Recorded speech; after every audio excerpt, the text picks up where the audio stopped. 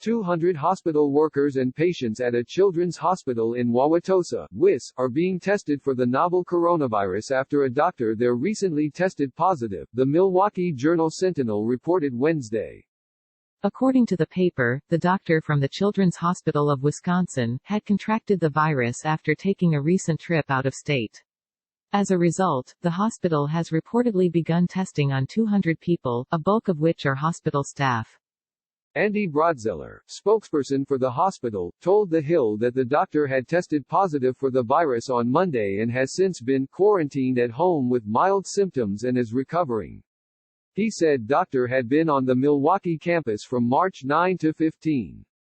In total, 48 patient families, plus staff, have been identified and contacted. They have all been advised on next steps based on Centers for Disease Control and Prevention guidelines, ranging from monitoring for symptoms, self-quarantine or testing, Broadzeller said. In the 48, 10 are patients we are caring for in the hospital. 38 were either discharged from the hospital or never admitted, he added. Broadzeller said the hospital has rigorous internal systems for infection prevention, and have expanded them greatly in response to the COVID-19 outbreak.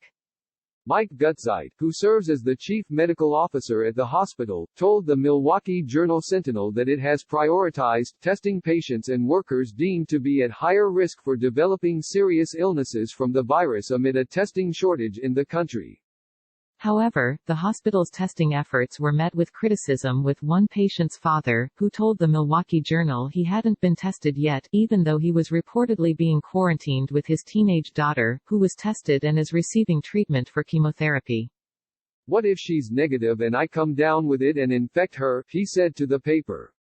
They are setting themselves up for a huge lawsuit because common sense isn't being used here.